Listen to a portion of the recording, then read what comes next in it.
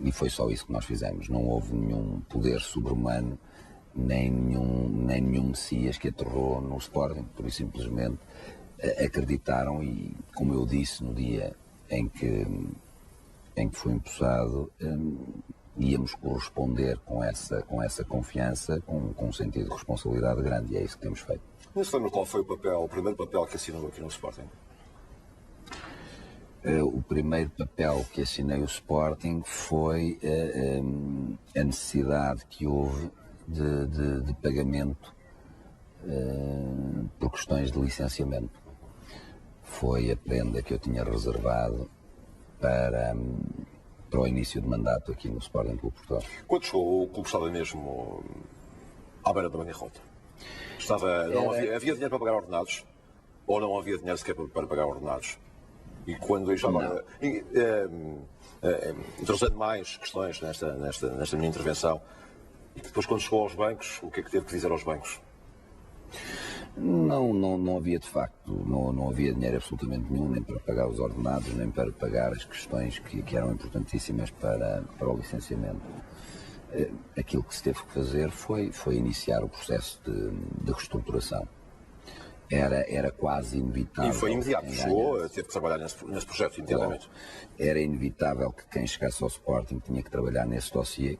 Não era inevitável o resultado final. Qual era a dívida do Sporting na altura e qual é a dívida do Sporting neste momento? Tenho aqui um mapa. Tínhamos em março de 2013 uma dívida total de 354 milhões, cerca de 354 milhões. E aquilo que se pretende e que vamos conseguir é que seja uma dívida cerca de 235 milhões após a reestruturação financeira. O que é que negociou com o banco? Alargar os prazos de pagamento? Conseguiu algum perdão de dívida? Não, isso não existe perdão. Portanto, conseguiu alargamentos de pagamentos? Conseguimos novas condições, alargamento de pagamentos, há uma conversão de parte de dívida em VMOCs. E depois, aquilo que foi muito importante e que foi a base do nosso trabalho e que nunca tinha sido feito, nem pensado em termos de Sporting, foi garantir a sustentabilidade não só da SAD, mas também do clube. Isso foi algo que era completamente diferente daquilo que estavam à espera, porque são duas realidades perfeitamente distintas, independentemente de estarem unidas pelo próprio nome, mas para nós foi completamente uma condição vital para que as negociações continuassem, que se conseguisse algo que tivesse em previsão os dois, o clube e a SAD. Falou nessa garantia que conseguiu junto da banca. A questão é como é que conseguiu convencer os bancos, ou que argumentos teve, que contrapartidas deu para garantir essa sustentabilidade de todo o grupo e não só da SAD? Aquilo que nós fizemos foi pegar no que era o nosso programa, o que eram as nossas ideias para o clube e transformá-las num plano financeiro. Isso foi o que complicou no início as negociações. Como assim? Porque nós chegamos ao Sporting e já tínhamos dois cenários em cima da mesa.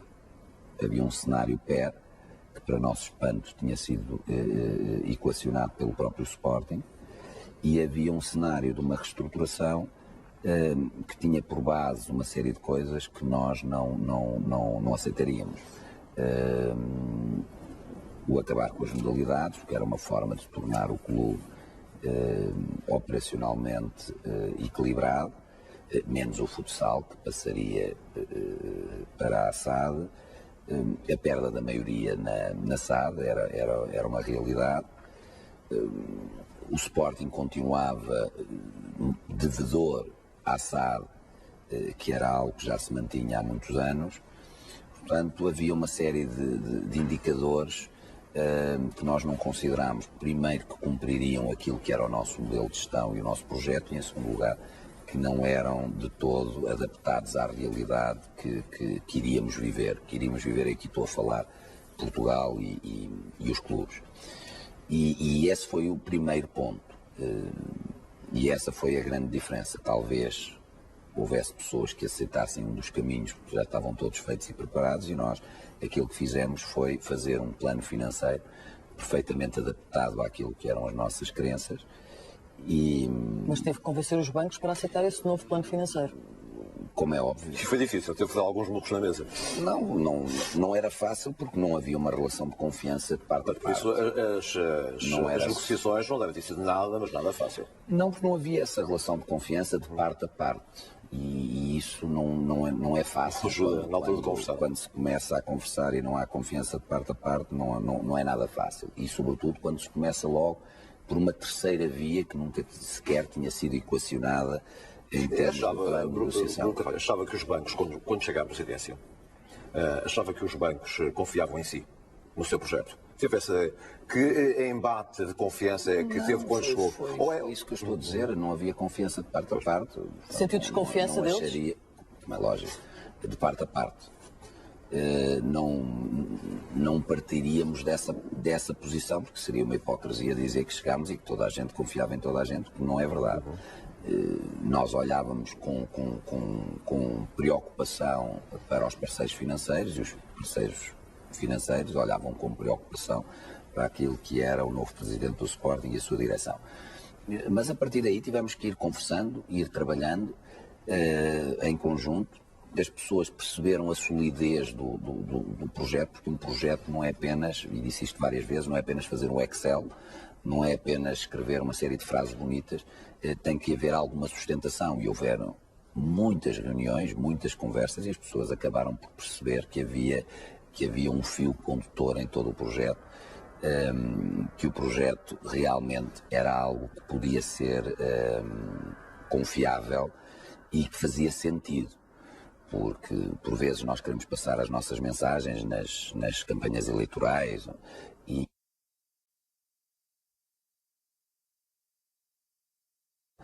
é 1 hora, não são 20, porque não conseguimos explicar as coisas todas que queremos, até porque há coisas depois também muito técnicas, mas foi crescendo, em primeiro lugar, respeito, e depois é que veio a confiança, mas começou a haver uma relação de respeito, já não foi mal.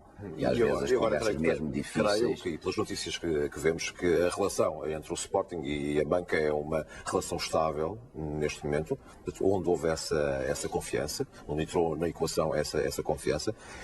Mas todos os meses, quanto é que o Bruno Carvalho passa de cheque aos bancos de juros da dívida? Não, nós temos uma... Vou dizer de outra forma que é muito mais simples. Em primeiro lugar, explicar isto. Começa por uma relação de não confiança, passa por uma relação de respeito, e quando se percebe que as pessoas sabem do que estão a falar, começa a crescer uma relação de respeito. Com esse respeito vem o início de confiança e depois é o trabalho que é feito que traz, neste momento, o relacionamento que há, que é um relacionamento perfeitamente normal e bom, entre aquilo que são parceiros. No fundo, somos parceiros e, neste momento, pode-se dizer que existe uma relação de confiança, porque há um modelo de gestão que está mais do que comprovado e que, infelizmente, não era fácil de ser entendido, até porque a maioria dos expertos da matéria diziam que o meu modelo estava totalmente errado, que era impossível, que era tudo uma demagogia, e chegamos ao final de um ano e verificamos que não é nada assim.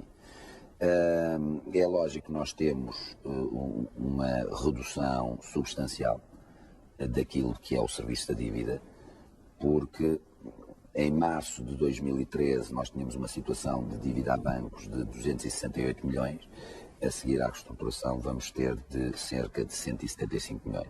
Portanto, logo aqui há uma descida muito, muito grande daquilo que é o serviço da dívida. Portanto, o custo mensal da dívida, digamos assim, foi de uma forma desceu substancialmente devido não só a este processo negociado, mas também à própria atividade que temos tido, que tem reduzido bastante aquilo que são os custos e que tem trazido alguns proveitos que, infelizmente, no Sporting já não eram muito comuns, com vendas de jogadores e vendas com valores já aceitáveis. porque foi obrigado de facto a cortar, e essa reestruturação também foi uma das suas primeiras batalhas, essa reestruturação interna, porque os jogadores é a parte mais visível, mas houve cortes em todo o grupo Sporting. Obviamente nos jogadores era fundamental e foi um dos seus primeiros cavalos de batalha o reduzir e criar tetos de massa salarial para o plantel principal. Só explicar isto, porque eu não tenho medo de assumir aquilo que faço. Nós não fomos minimamente obrigados. Aquilo que se passa, independentemente se o Sporting tivesse muito dinheiro ou não e tivesse um processo de negociação a decorrer, este era o projeto que nós acreditamos para o futebol e o plano foi feito pelo Sporting Clube Portugal. Portanto, é algo que nós, Sporting, nos obrigámos a nós próprios perante aquilo que nós acreditamos que é o futuro do futebol português e que acreditávamos também que não iria haver grandes consequências. Houve também na sua ideia a mudança de paradigma de gestão do Sporting. Não tenho dúvida nenhuma. Porque, tivesse o Sporting dinheiro ou não tivesse dinheiro, tenho dúvida. Mudava o paradigma apostando. Portanto, a sua ideia principal era apostar na formação. Não alteraria nada daquilo que foi feito. Mas mesmo assim, essa alteração do paradigma tem uma vantagem grande, é que de 40 e tal milhões que tinha que gastar todos os anos com o futebol, agora está a gastar 16. É lógico. São estes os números, não são, Bruno Carvalho? Só para também não estar a... Sim, para não estarmos aqui também. Absolutamente, até porque nós temos tido cuidado muito grande de ir transmitindo aos sportinguistas os valores. Em junho, estamos a falar de custos com o pessoal da SAD. Em junho de 2012 estávamos a falar em 42 milhões e meio. E agora? Em junho de 2013, 41 milhões e 300 e neste momento, para junho de 2014, será qualquer coisa cerca de 25 milhões. 25 milhões. E esses 25 milhões serão para manter no próximo ano ou terá uma tendência para aumentar o orçamento para a SAD do Sporting? Nós não temos tendência nenhuma, porque a tendência vai demonstrar que os outros clubes vão ter que acompanhar. Portanto, não conta gastar mais para o próximo ano? Não. Quando aí chegarmos, o Sporting já vai estar mais bem preparado que os restantes, porque já tem feito aquilo que Portanto, acha que a concorrência direta vai usar um novo modelo de gestão do Sporting, portanto, poupar muito mais? E o Sporting para o ano, mesmo que entre na Liga dos Campeões, não... O modelo de gestão do Sporting não é só poupar, é conseguir algo que se aprende na gestão, é fazer muito melhor com menos recursos. Claro, quer títulos. Com menos dinheiro. Que era aquilo que se dizia que não se podia fazer. E o Bruno Carvalho acredita piamente que vai conseguir fazer. Já passou um ano, está mais do que provado que se consegue. Mas, com 25 milhões... Sim, senhor. Portanto, para além da conquista do espaço do Sporting a nível interno, o Sporting será claramente sempre um interno candidato a ganhar títulos em Portugal, desde a Liga, a Taça Portugal, a Taça da Liga, etc. Tem também aspirações internacionais. Claro. E acha que com esses 25 milhões o Sporting poderá fazer uma boa campanha, por exemplo, na Liga dos Campeões? Quando nós estivemos a fazer a entrevista do segundo ano, sim, espero que o modelo esteja comprovado. Mas eu creio que o Bruno Carvalho tem essa visão estratégica também, neste momento, como é óbvio. Com certeza absolutamente, nós não vamos fazer nenhuma alteração. Portanto, 25 milhões este ano, 25 milhões para a próxima ano. Claro. E, portanto, aquilo que os sócios, nesta altura, aqueles que estão a ouvir esta parte mais dura da entrevista dos números, mas que gostam mais do futebol, portanto, mesmo que o Sporting, e já com o segundo lugar praticamente garantido, para o ano uma campanha na Liga dos Campeões, eles não vão dizer vamos cair em tentação de novos reforços ou a equipa precisa de reforços para fazer uma boa figura na Liga dos Campeões. Ninguém diz que não haverá novos reforços. O que eu estou a dizer é que o orçamento não vai ser alterado. Nem se tiver uma venda absolutamente extraordinária no defesa. Disse há bocado que eu não alteraria nada desta política se o Sporting tivesse muito dinheiro. E já agora, conta com receitas extraordinárias no verão. Vender, por exemplo, alguma das joias da coroa do Sporting. O Sporting não tem necessidade de vender não tem mesmo ninguém para cumprir aquilo que é o seu plano financeiro. Não, nenhuma mesmo. Tem os recursos necessários para voltar aos 25 milhões sem nenhum problema. Claro. E como é que consegue esse dinheiro? A televisão? Já está tudo mais do que negociado. Temos as receitas próprias e temos tudo aquilo que foi negociado e que foi apresentado aos sócios e aprovado em Assembleia Geral. Havendo essa receita extraordinária, o que é que vai fazer a esse dinheiro? se houver essa receita extraordinária, há uma série de coisas que o Sporting necessita de fazer, que não tem, uma série de investimentos que tem que se fazer nas nossas instalações. Há uma panóplia de coisas importantíssimas que o Sporting tem que fazer e tem que alterar internamente. Mas investir e não gastar, não é? Na sua lógica. Não, sem dúvida. O raciocínio é sempre de investimento e nós este ano comprovamos que não vale a pena continuar-se a apelidar da equipa dos tostões, porque a realidade é a equipa adaptada àquilo que vai ser o futuro próximo do futebol português. E em breve vamos ver se tínhamos razão ou não, porque também na gestão temos que ter feelings e temos que traçar metas por aquilo que acreditamos. E é isso que o Sporting acredita totalmente. Portanto, aquilo que diz em relação aos seus rivais de uma forma sublime é que eles vivem acima das possibilidades? E espero que o façam durante muitos e bons anos. Mas não terá vantagens para eles a médio prazo, ganhando coisa que o Sporting o Sporting não acontece há muito tempo.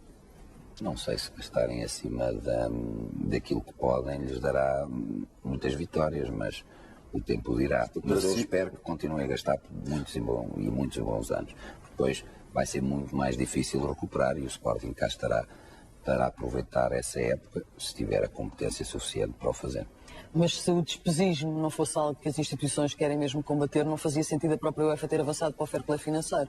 Ou seja, há aqui um desvirtuar do jogo, a partir do momento em que há uns que gastam muito e gastam o que não têm, não é?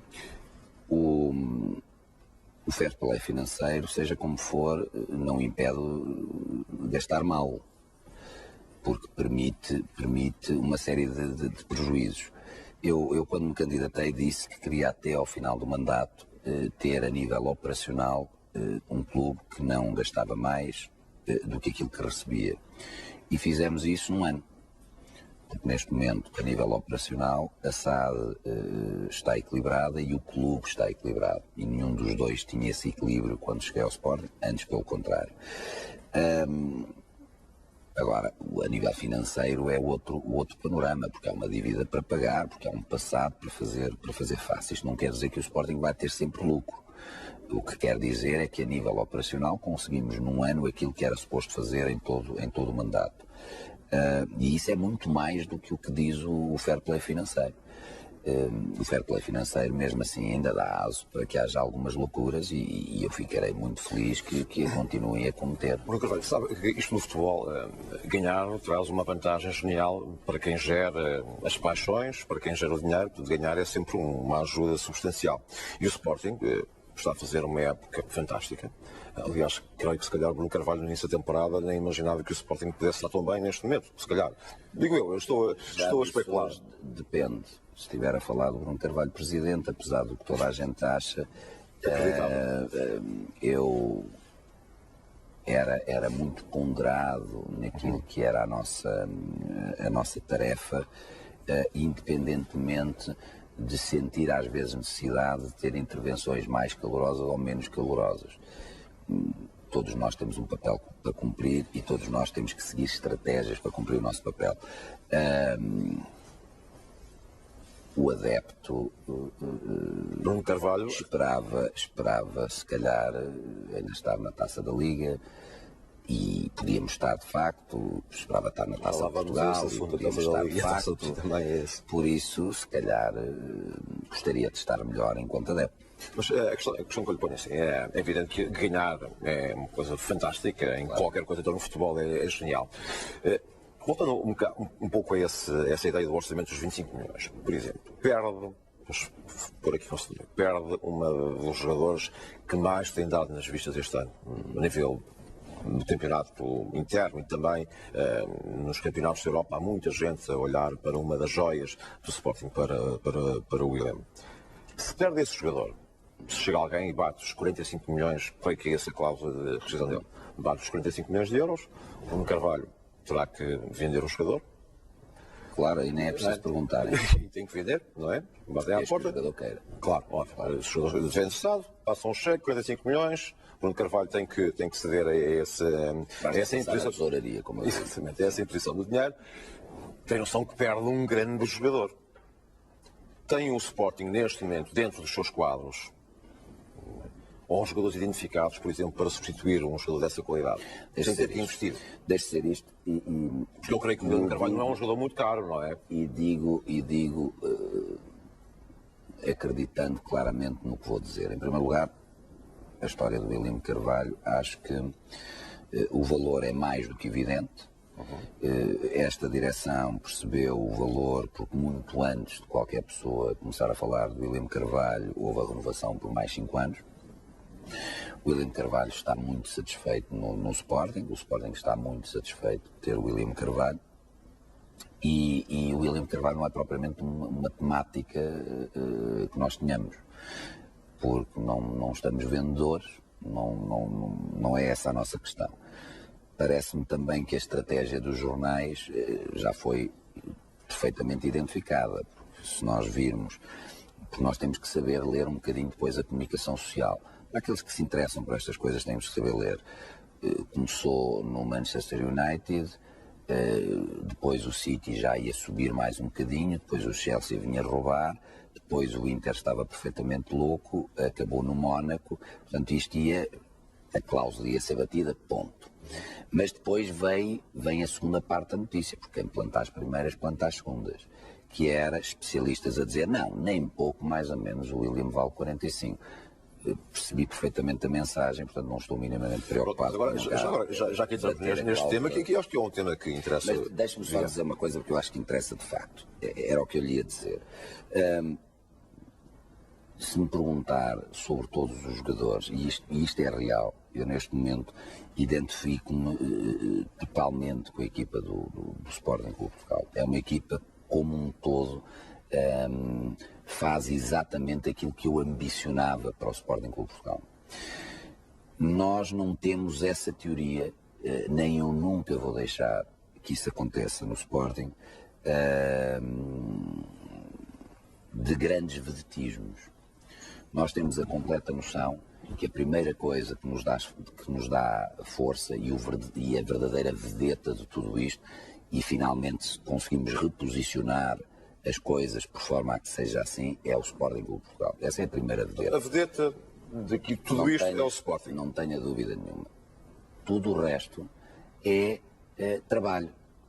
E por isso não estamos minimamente preocupados. O Sporting viveu muitos anos onde, e a sua primeira pergunta leva exatamente a esse raciocínio que é muito comum, mas sendo-se o Salvador, aquele jogador não é ele e mais 10, este presidente não é a coisa mais fantástica, aquilo não é o mais fantástico. Neste momento nós funcionamos como uma estrutura, que era coisa que o Sporting nunca devia ter deixado de fazer.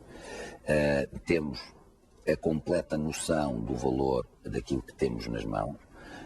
O William é um jogador realmente magnífico, mas o Sporting não se faz desta forma. E o Sporting já recuperou do presidente, já do recuperou William, alguma porcentagem do passe do William Carvalho. Já o conseguiu fazer. Talvez quando os jornais calarem com o assunto seja possível, porque mas ainda não conseguiu. Os investidores também leem os jornais. Qual é neste Os investidores também leem os jornais. Creio que, claro, óbvio, não tenho dúvidas. Então veja lá como é que eu consigo recuperar. Então diga-me neste momento qual é que é a porcentagem que o Sporting tem do passe. 60%. Quanto? Desculpe? 60%. E quer recuperar os 100%. Dele vários gostaria. Aliás, esse é um dos planos iniciais do seu projeto para o Sporting, é recuperar a qualidade. Já fizemos a recuperação de percentagens de passe, alguns na totalidade e alguns parcial, de 28%. Num ano já não foi nada mal. Há aqui uma outra questão, que diz que não precisa de vender, que não quer vender. Estávamos a falar concretamente do William Carvalho, independentemente do valor das cláusulas, porque também já explicou que se a cláusula chegar tem que vender. Há aqui uma questão que é depois gerir também o assédio aos jogadores, nomeadamente, por exemplo, o William Carvalho e o Rui Patrício. Esperamos todos nós uma excelente campanha no Campeonato do Mundo. Depois também como é que se gera esse assédio aos jogadores? Mas cuidado, que eu espero que vão mais jogadores do Sporting, portanto, se calhar o assédio... Espera quantos? Já agora? Eu acho que há vários jogadores do Sporting que têm a possibilidade de ir. O Adrian, com certeza absoluta, o André Martins, quiçá também já o Mané. Pode haver muita pessoa, vive perfeitamente bem com o assédio aos jogadores. Mas é mais difícil manter depois dentro do balneário os jogadores focados quando eles sabem que há clubes europeus, que há grandes emblemas europeus a correr atrás, até porque, independentemente só dos projetos desportivos, há também compensações financeiras para os atletas que são absolutamente diferentes daquela realidade que o Sporting neste momento pode pagar. Os atletas têm uma noção clara que o presidente do Sporting tem uma noção daquilo que é a atualidade e o futuro. E não há dúvida nenhuma que eu encaro a equipa e encaro o Sporting com um raciocínio que isto tem que ser tudo benéfico para todos. Isto tem que ser benéfico para a pessoa enquanto jogador, tem que ser benéfico para o clube, tem que ser benéfico para todos nós que estamos envolvidos nisto. Para nós, nem que seja pelo facto de podermos ganhar e dar alegrias aos sportinguistas. E por isso, muitas vezes, os jogadores são tentados a tomar decisões precipitadas pela pressão que sofrem pelos agentes. E isso, de facto, podia ser complicado se eu ligasse algo mais a isso. E não liga. No início, absolutamente nada. No início, aquilo quantas propostas não foi fácil. Tanto era por facto que chegavam hoje, é mais por e-mail e tal. Mas já perceberam perfeitamente. Quantas propostas é que já chegaram ao seu gabinete de quem? Para comprar os jogadores do Sporting? Já chegou alguma coisa em concreto, desde que é presidente do Sporting? Bom, nos últimos já foram vendidos. Tá bem, mas desde do Guilherme Carvalho, desde que se tem falado ultimamente do Rui Patrício, chegou alguma coisa concreta? Claro. Já chegaram? Sim. Mas sempre aquém das expectativas de negócio que o Sporting tem? Ou já chegou alguma realmente tentadora? Sem dúvida, mas nós temos uma vertente que temos que estar preocupados, que é uma vertente económica, mas temos as contas controladas e equilibradas e depois temos que ter a vertente desportiva. Relembro as quantidades infinitas de entrevistas do selecionador da Argélia sobre a necessidade do Slimani sair do Sporting e ir jogar. E apareceram muitas propostas e bastante tentadoras. Preocupei-me com a primeira vez, que foi quando disse que não. A partir daí já ponho uma gravação e a gravação não tem sentimento nenhum, já não liga. E para outros jogadores, pode contar alguma proposta tentadora que tenha chegado? Não tem necessidade, já se percebeu que o plantel valorizou bastante, que as pessoas gostam do valor dos jogadores do Sporting, isso é muito importante. Mas para mim é muito mais importante também os objetivos que tenho desportivos para o Sporting Clube Portugal, por isso nós temos que gerir, mas eu também não peço aos jogadores e aos agentes para gerirem aquilo que é a minha emoção ou aquilo que são as minhas perspectivas de futuro. Portanto, se eles não têm que aturar as minhas emoções e as minhas perspectivas de futuro, eu também tenho que aturar moderadamente o que são as deles. Não? E o Leonardo Jardim? Ele foi também o responsável direto da valorização que o plantel do Sporting teve. Ele está a gostar de ouvir esta parte, seguramente. Quando o Presidente diz que não quer vender, Leonardo Jardim estará a gostar. Claro. E o Leonardo Jardim tem mais um ano de contrato. Sim. Mas quer renovar com o treinador do Sporting? Agora isto tem sido uma temática em cima da mesa e o Leonardo já disse isso, eu digo exatamente a mesma coisa. Há tempo... Não estamos preocupados com isso, estamos com objetivos. Embora não seja uma questão na ordem do dia, até porque o treinador do Sporting tem mais um ano de contrato, a questão, lá está, voltamos à visão estratégica que o presidente do Sporting tem do clube. E é o Leonardo Jardim um treinador com o perfil para se manter mais anos no Sporting? Eu já disse várias vezes que gosto muito de trabalhar com o Leonardo Jardim. Ou isto dos treinadores de clubes tem a ver com as vitórias? Não. Eu já disse que gosto muito do treinador Leonardo Jardim, que tem sido um prazer muito grande trabalhar com ele. Já o disse várias vezes. Foi a sua primeira escolha? Foi. Não convidou Josualdo Ferreira para continuar?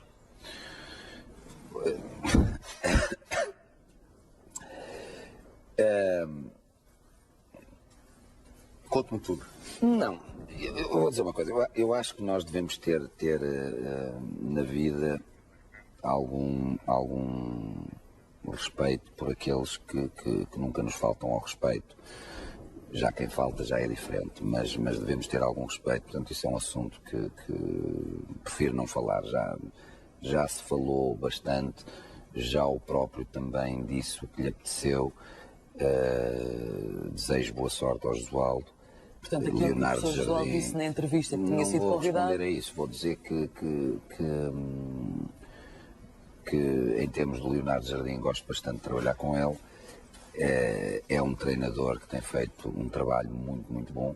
Qual vai ser o momento, então? É essa pergunta que eu ia fazer. Qual é para si a altura certa?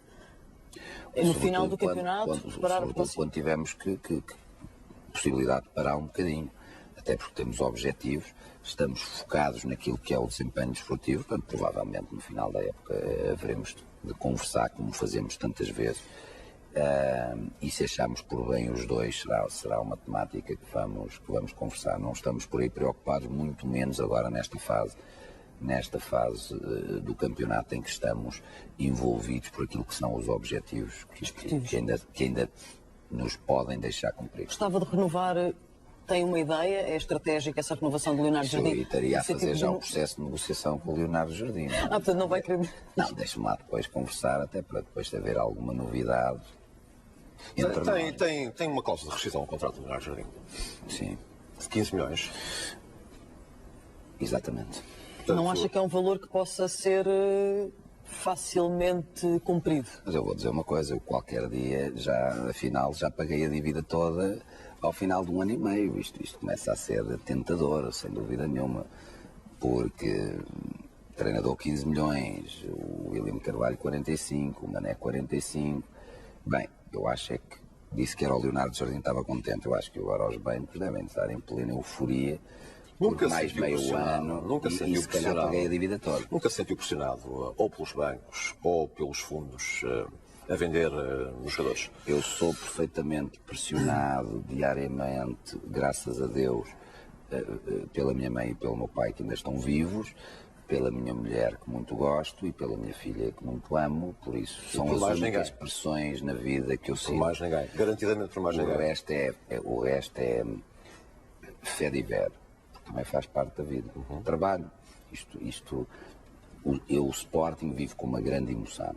Mas depois, enquanto estou aqui como presidente, estou também a trabalhar. É isso que os sportinguistas querem. A partir daí, a minha emoção é perfeitamente adequada ao resultado que eu preciso enquanto presidente do Sporting. E já que estamos a falar de dinheiro, jogadores, passes, O pagamento integral da dívida em 6 meses. Isso vende a toda a gente, mas também depois fica sem equipa, também qual é a piada? Não, eu acho é que não vai acontecer nada disso que se está a falar, mas pronto. Mas, um dos seus pontos no projeto inicial que tinha para o Sporting, aquilo que apresentou aos sócios, era, por exemplo, estabelecer um teto salarial para a equipa principal de futebol. Existe esse teto salarial neste momento no Sporting? Existe muito bom senso e ideias muito claras em todo o universo do Sporting daquilo que é o normal para cada uma das funções que as pessoas desempenham. Vai desde o porteiro até ao secretariado, até aos diretores, até aos treinadores e até aos jogadores. Portanto, essa ideia está perfeitamente desenhada e delineada, e é a partir daí que fazemos uma... Qual é o custo com o jogador mais caro do Sporting, por exemplo? Não vai dizer. Se eu lhe fosse dizer isso, estava a dar armas aos meus clubes rivais. Então, eu já disse. Sabe-se quanto é que ganha o Bruno Carvalho, pelo menos? Dinheiro e gastar muito. Quanto é Quanto é que ganhava o Bruno Carvalho como presidente do Sporting? Pelo menos ao início falou-se sobre isso. Sim, e é público, não é? E é público. Portanto, eu perguntava porque, sendo público o que ganha o presidente do Sporting, daí a minha Agora já viu o assédio que há pelo presidente do Sporting. Tem cláusula de rescisão? Vai por 250 milhões. Qual é que é a sua E vou-lhe dizer uma coisa, olha, que um dia batem, não? Bruno Carvalho, nós vamos sair para um brevíssimo intervalo, são apenas 2 minutos, e depois voltamos para discutir assuntos quentes da atualidade. Até já.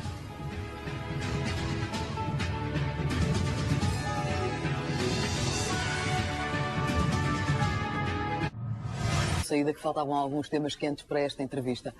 Quando começou, abriu imensas frentes de batalha, de algumas delas já falámos, como a banca, a reestruturação da dívida, até com os empresários, mas temos que falar dos seus rivais, dos rivais desportivos, que se tornaram também alguns deles mais rivais neste último ano. Houve um corte de relações com o Futebol Clube do Porto. Os motivos são mais ou menos conhecidos, teve a ver inicialmente com a questão João Moutinho, mas esse corte de relações mantém-se porque o seu paradigma como presidente está muito distante do paradigma do Futebol Clube do Porto. Deixe-me só mais uma vez fazer aqui uma correção. Não tem nada a ver com João Moutinho, absolutamente nenhum. Tem a ver, pura e simplesmente, com o facto de um vice-presidente do Futebol Clube do Porto ter sido grosseiro e indelicado com o presidente do Sporting Clube de Portugal. A partir daí, as instituições tomam as decisões que decidem e o Futebol Clube do Porto achou, na sua arrogância habitual, que não devia fazer absolutamente nada e não havia mais nada a fazer quando os problemas têm este nível logo, senão haver um corte de relações institucionais. Não teve absolutamente nada a ver com o João Moutinho nenhum, teve a ver pura e simplesmente com má educação. O que está para trás, ou seja, o que está para trás dessa história, quando eu falava no processo de João Moutinho, tem a ver exatamente com a venda dele, as suas declarações, e o Porto se, por exemplo, depois reagiu. Se as pessoas se lembram que a última vez que o Futebol Clube do Porto esteve em Alvalade, creio que foi a última vez, ainda antes da minha presidência, que houve cenas de pugilato na tribuna, se calhar teve a ver com o João Moutinho. Portanto, isto é recorrente e o Sporting aceitava tudo isto, nunca hei de perceber porquê. E aquilo que se decidiu foi quando não há respeito não pode haver relações. Nunca soube viver no meio da hipocrisia, nunca fui hipócrita, sou muito frontal, muito direto. Há pessoas que gostam, há pessoas que não gostam, mas era impossível manter. Isto não tem nada a ver com a rivalidade ou não.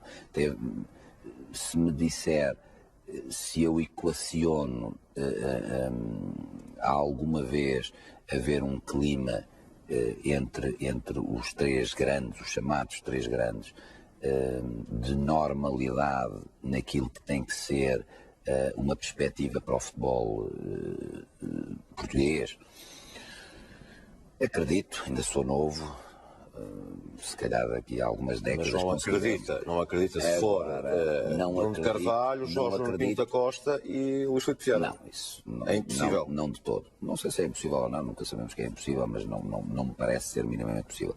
Agora, há outra coisa que é uma verdade. Qualquer um de nós quer o pódio, quer o primeiro lugar. E para se obter o primeiro lugar não se pode andar aqui com alianças à esquerda e à direita, para cima e para baixo, porque queremos o mesmo lugar. Aqui não se pode transformar em AC. Está a falar para mim naquilo que são duas questões diferentes. Há a questão desportiva, em que os três lutam pelo pódio e aí nunca podem ser convergentes, mas há a questão em que falava há pouco... Mas já foram várias vezes, sempre em detrimento do Sport. Mas consigo não será? Não, de todo. A outra questão será a tal convergência que será muitas vezes necessária pelo futebol português, porque aqui no fundo nós estamos a falar de, como se fosse numa empresa, os três principais administradores da empresa que, ao estarem em guerra, acabam por desvalorizar o produto que vendem, que é o produto de futebol. Isso também é não perceber o produto de futebol, porque o produto de futebol também gosta um bocadinho de picante e de lume e de vida e de fogo. Às vezes transforma-se em exagero algo, por exemplo, está à espera de um clima hostil. Sim, está à espera de um clima hostil. Bem, ele pediu para levar, ele pediu, pronto, então é hostil. Não podemos ser loucos, temos que ter a noção que o futebol também é espetáculo, o futebol também é... Tem várias coisas, não se joga apenas no dia a dia. Mas essa guerra é espetacular? Não é se a guerra é espetacular ou não. Se fôssemos todos pessoas extremamente inteligentes, se calhar saberíamos gerir tudo aquilo que envolve um espetáculo, e futebol também é espetáculo. Agora, pegando naquilo que me disse, se eu o reconheço no Porto ou no Benfica a mesma visão que tenho para o futebol português, nada, zero. Até porque vejo um futebol português alterado, com regras claras, não manipulável, um futebol português desenvolvido, um futebol português que queira trazer competitividade, um futebol português preocupado em trazer as equipas. Mas isso não precisa dos três presidentes mais a remar para o mesmo lado?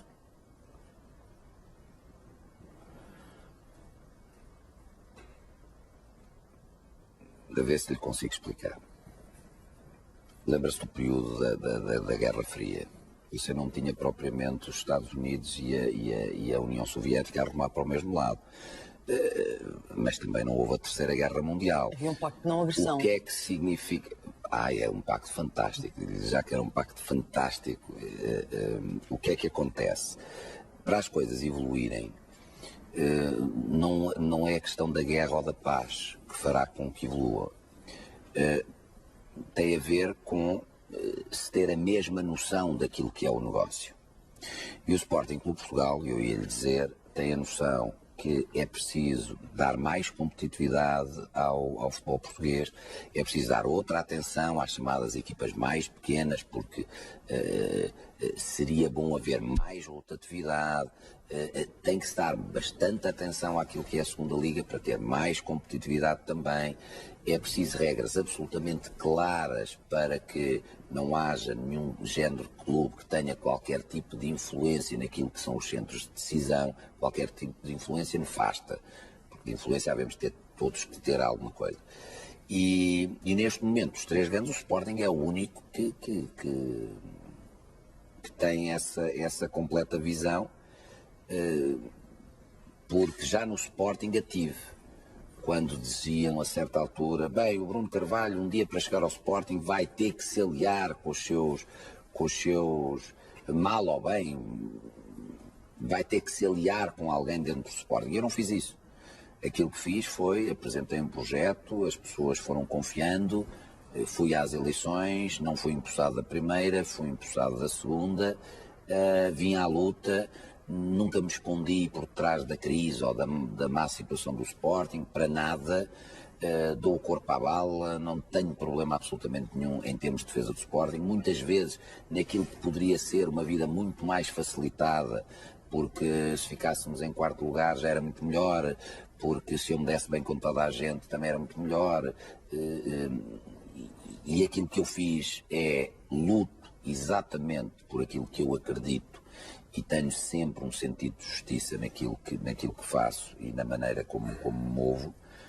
Agora, o futebol vai ter que avançar, de facto, vai ter que avançar. Nunca será, e custa-me dizer isso, nunca será por convergência dos três grandes. Sempre que houve convergência, a base foi hipocrisia e comigo não contam para isso. Mas o Bruno Carvalho não reconhece nenhum mérito na gestão, por exemplo, do Futebol Clube do Porto, que é o clube que tem ganho em Portugal quase todos os títulos. Na Europa foi campeão europeu, ganhou a taça... É fácil responder a taça dos campeões europeus, ganhou a taça UEFA, ligou a Liga Europa. O currículo é impressionante. É um clube que vende como ninguém na Europa. Portanto, não reconhece ao Futebol Clube do Porto talento de gestão. Deixe-me lhe dizer o seguinte. Mais uma vez vou explicar, tudo tem uma causa. Em primeiro lugar, pegando num ponto específico, se tiver a noção da dívida do Futebol Clube do Porto e das vendas que fez, começa logo a achar que há algo estranho por aí. Mas sim, senhora, acha que gasta demais, tem esse título. Não, eu acho é que depois do que vende fica pouco para o clube, senão não tinha as dívidas que tem. Mas o Real Madrid deixe-me só dizer o seguinte. Outros clubes também a têm. Sim, sabe que nós tivemos uma pessoa no Sporting que falava bastante do Real Madrid e do Barcelona e depois deu o que deu. Deixe-me lá dizer. Mas vou-lhe dizer qual é o meu problema e seria o problema de qualquer pessoa. Portugal, e não é desde que o Bruno Carvalho apareceu no Sporting Clube Portugal. Portugal, todos nós estamos habituados, e vocês fazem um programa sobre desporto, estamos todos habituados a saber que lidamos no dia-a-dia e dizemos o futebol é corrupto, está tudo decidido, os árbitros isto, os clubes aquilo, este manda, o outro tem frutas, o outro apita, o outro tira. E isto é algo que há décadas se ouve falar no futebol português. De repente, há um conjunto de pessoas cheias de coragem que fazem um processo que se chama apito dourado. No apito dourado foram junto milhares de provas. Milhares de provas.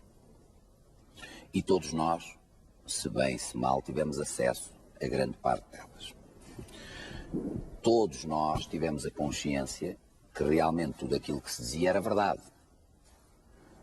há clubes que usam a corrupção, há realmente as frutas e similares, há árbitros que são comprados.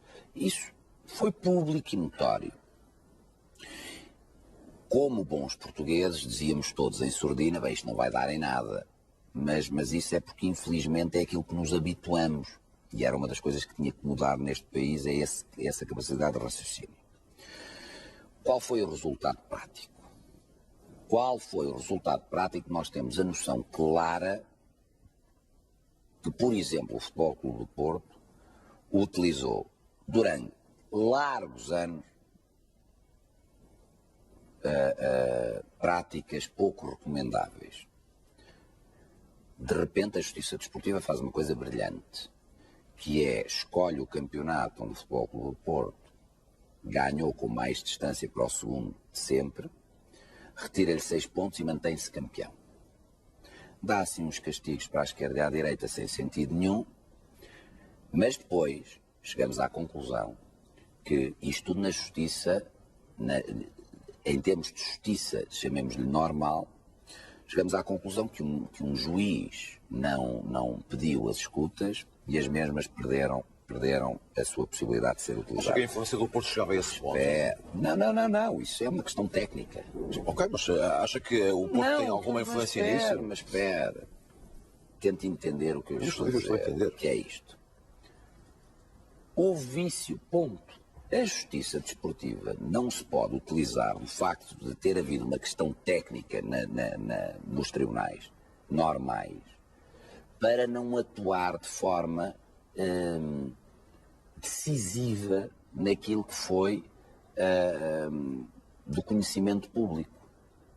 E é por isso que eu não dou crédito absolutamente nenhum, porque isso é o mesmo que você me pedir para eu olhar para um ditador ou para olhar para um gestor que cometeu vários atos de fraude e dizer assim, mas veja bem o currículo do senhor. Epá, este senhor tem um grande currículo.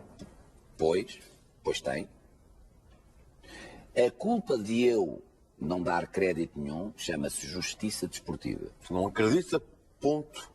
A culpa de nem eu, nem qualquer pessoa que tenha assistido ao apito dourado. Não acredita nem no Conselho de Disciplina, nem no Conselho de Justiça, não acredita em nada.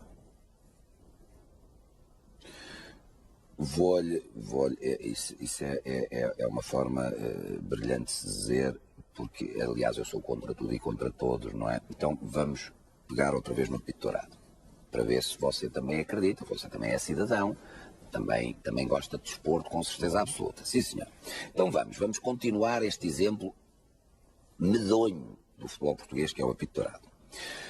Ora, aquele tribunal que nós dizemos que é impossível de ser utilizado, porque senão aqui del Rey vem a FIFA, vem a UEFA, que são os tais tribunais normais, decidiram para algo que foi visto que era verdade, ponto.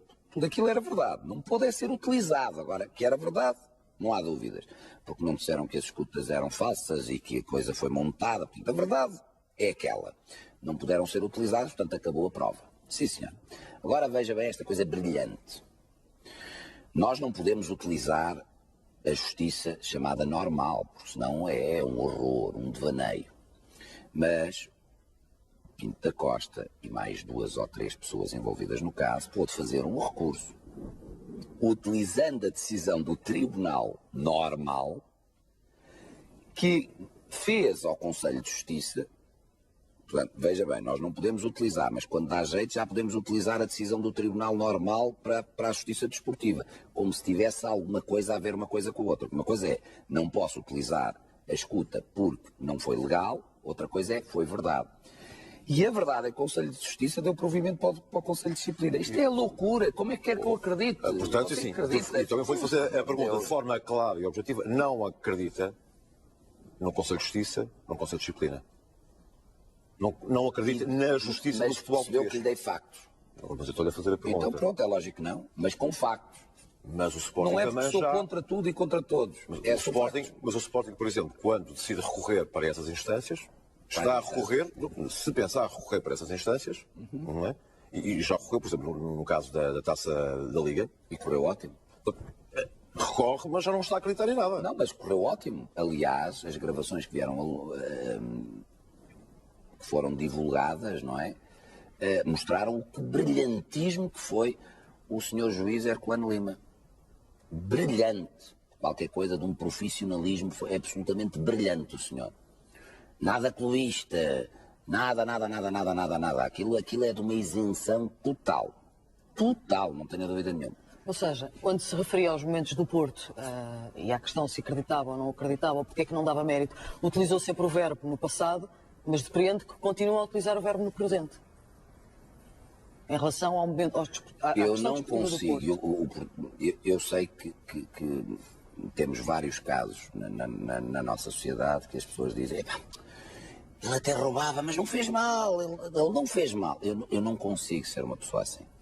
Eu não consigo dar valor àquele que tenha noção completa que utilizou. Mas no presente continua a achar que o Porto recorre a esses expedientes? Isso não tem nada a ver com isso. Isso é um problema de alguém ter que um dia descobrir e ver.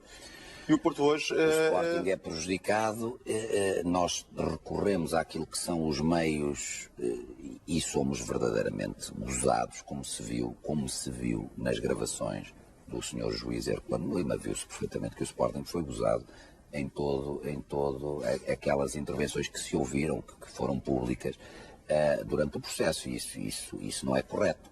Mas hoje continua a acreditar que há práticas pouco saudáveis no futebol português? Eu hoje continuo a acreditar que continua-se a deixar de lado um dos assuntos que é dos episódios mais vergonhosos da história do futebol, e se continuamos a deixar de lado é porque algo não deve estar bem. Porque no dia em que quisermos alterar, não podemos todos fingir, incluindo o Governo, que o apito dourado não é uma realidade. Ou seja, hoje continua a não acreditar na arbitragem? Não tem nada a ver. Chamar o apito não é só uma questão de arbitragem ou não arbitragem. Tem a ver com práticas pouco saudáveis de clubes. E como se foi vendo a nível, as coisas não eram só a nível nacional, eram também a nível internacional. Isso eu não estou a dizer nada de cor, é a verdade do processo. A arbitragem já é outro assunto que podemos falar. E já agora podemos ir por aí, a arbitragem. Acredita na arbitragem em Portugal? Somos o clube que mais tem defendido a arbitragem. Acha? Acho mesmo. Porque, mas não é essa ideia que passa pública de todo. Porque nós não podemos, porque não temos ao nosso dispor os 527 jornais que saem diariamente e os 325 programas que de hora a hora falam no futebol.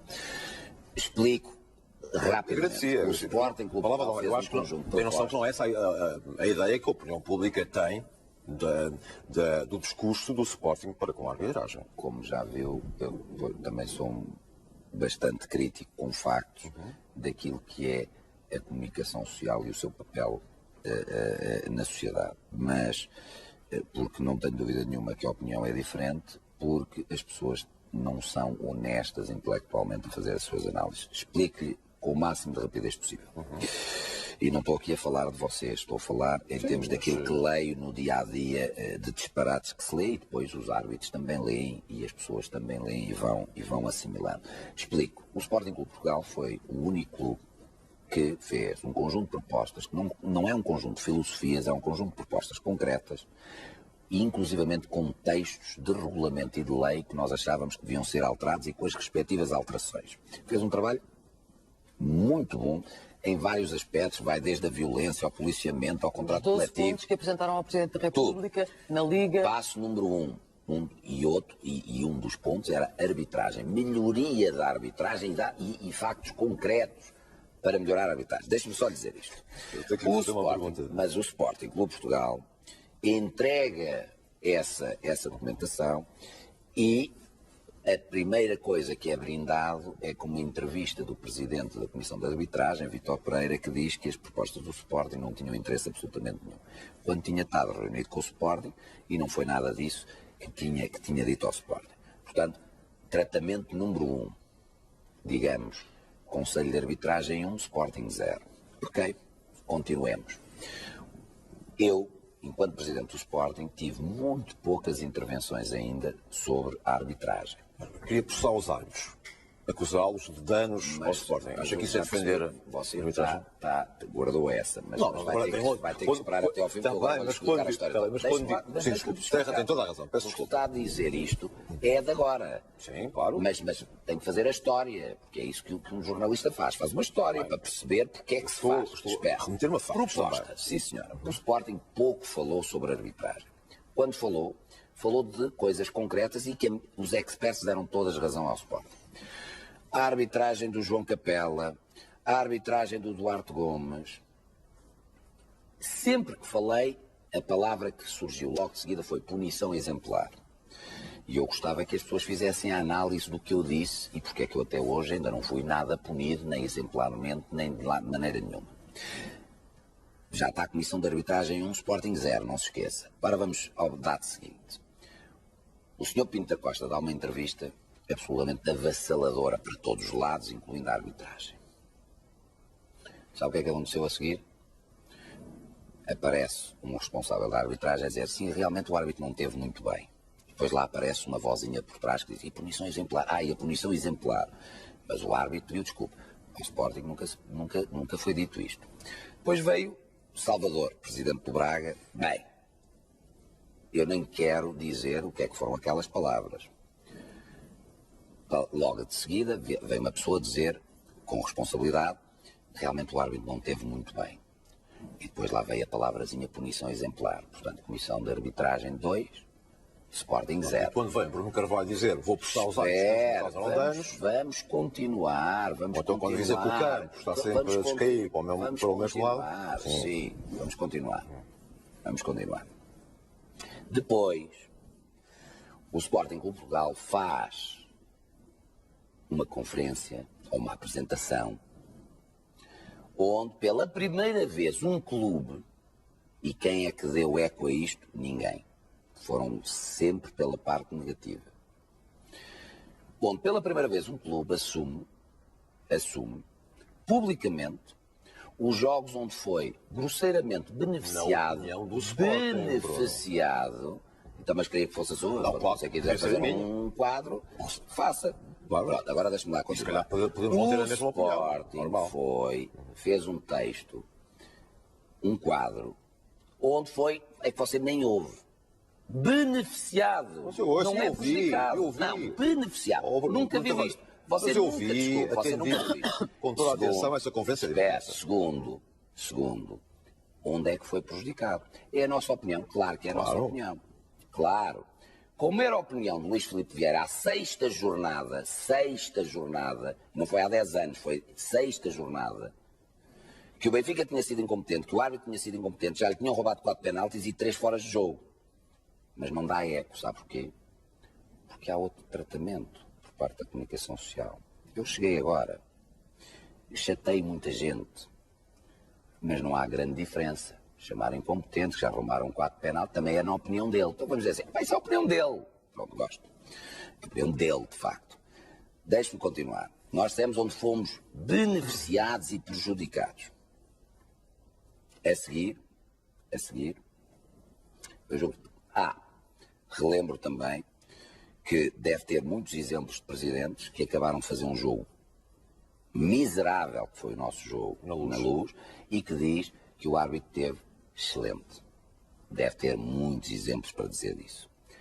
Chegou ao ponto, de repente, nós fazemos toda esta súmula, que é a nossa, claro que é a nossa, não pode ser a sua, não pode ser a dela, tem que ser a nossa. E dizemos, chega,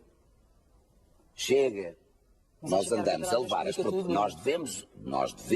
andamos a levar as nossas propostas aos grupos parlamentares, ao Governo, ao Presidente da República, à Liga, à Federação. Somos maltratados, são entrevistas vergonhosas a dizer que não tem interesse absolutamente nenhum. Abrimos a boca, é punição exemplar, os outros abrem a boca a dizer a maior parte de barbaridades e estão todos. E tem que se dizer chega. Como é óbvio, nós andamos aqui a trabalhar, nós não andamos aqui a passar o tempo. As pessoas vão ao futebol como um meio de diversão. Eu trabalho aqui, isto não é um meio de diversão para mim, é o meu trabalho. E tenho como função defender com todas as forças aquilo que fiz. Aquilo que é o Sporting Clube Portugal. Agora, foi isso que dissemos. Ponto. Não vamos quer lá saber se o Futebol Clube do Porto vai não sei o quê, de coação, isso Mas é é isso, das maiores barbaridades. Hoje apresentou uma queixa. Apresentou uma queixa dizendo que, alegando visível e notória violência moral para constranger a atuação dos árbitros e outros dirigentes esportivos. E pede o Futebol Clube do Porto, perante o artigo 66, que o Sporting perca os 3 pontos do jogo. E penso que se lê melhor que o Presidente do Sporting seja enfocado. Deixa-me lá dizer uma coisa. Não está, mas está nas entrelinhas. Deixa-me lá dizer o seguinte. De certeza que esse comunicado acaba dizendo o seguinte, que o Futebol Clube do Porto, em 2011, colocou um processo num tribunal normal, o tal que é impossível de se colocar num tribunal normal, um processo contra a Liga e contra dirigentes da Liga, dirigentes que eram do Conselho de Disciplina, no valor de 8 milhões. Portanto, vou frisar melhor.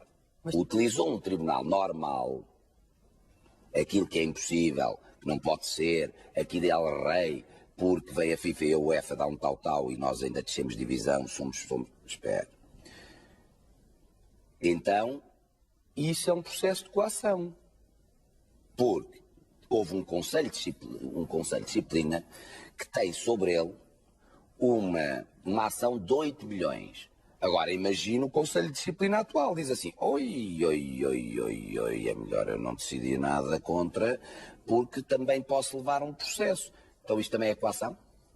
Nós estamos quase a terminar esta nossa entrevista. Bruno Carvalho, os árbitros portugueses são bons ou não?